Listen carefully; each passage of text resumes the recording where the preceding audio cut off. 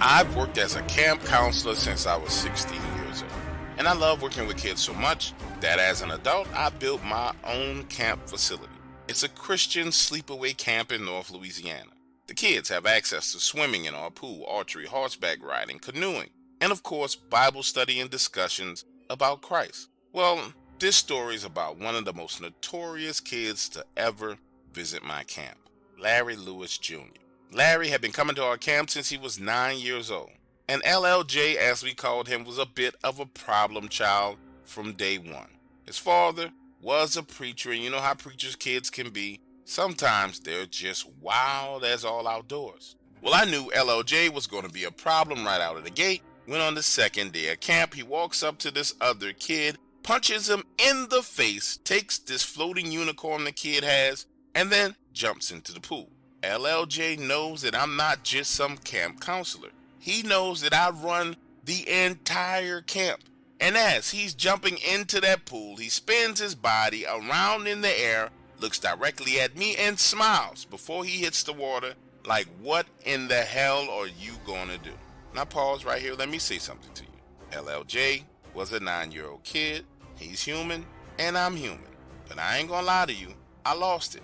Got up from that chair, dove into the water, grabbed him by his hair, and pulled him out of the pool and made him apologize. Was it embarrassing for him? Absolutely it was. And might my reaction have been a little bit heavy-handed?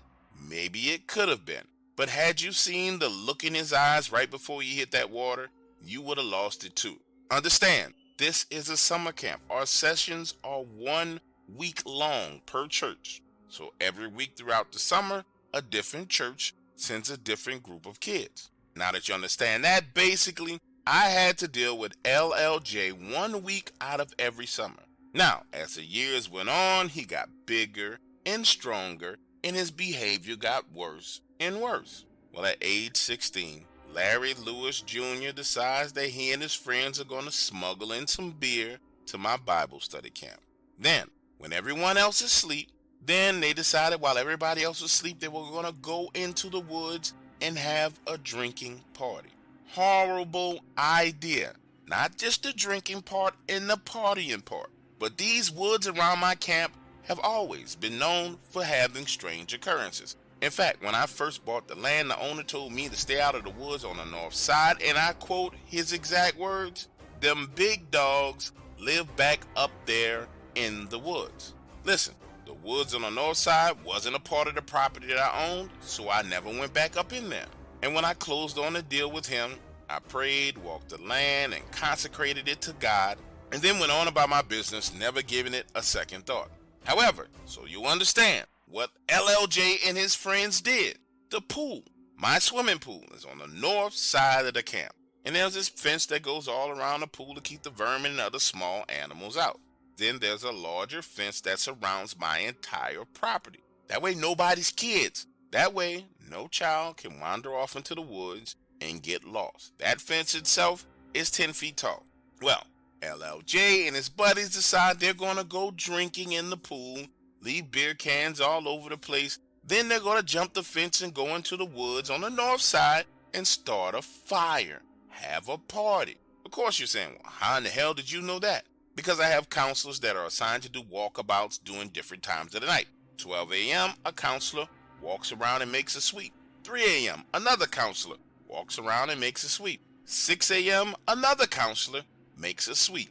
And of course, this system works well at a Christian camp because the average kid is not thinking about going out and drinking beers in the middle of the night. But when you add a child like Larry Lewis Jr. into the mix, he causes all kinds of problems. Not just because he has this little propensity to lean towards a devious nature, but because the kid is very, very smart. You add his devious nature with his level of intelligence and then put it inside of any functioning system, and he's going to exploit it, and that's what he did. So him and a few friends venture off into the woods beyond the fence. So him and a few friends decide to venture off out into the woods beyond the fence. Now, when I get wind of what they're up to, am I pissed? Yes, absolutely. But I'm trying to work on my anger at this point in time in life. And I remember, at some point in time, I was a 16-year-old boy, and I wanted to hang out with girls, and I understood how those raging hormones made me behave. And let me say this to you.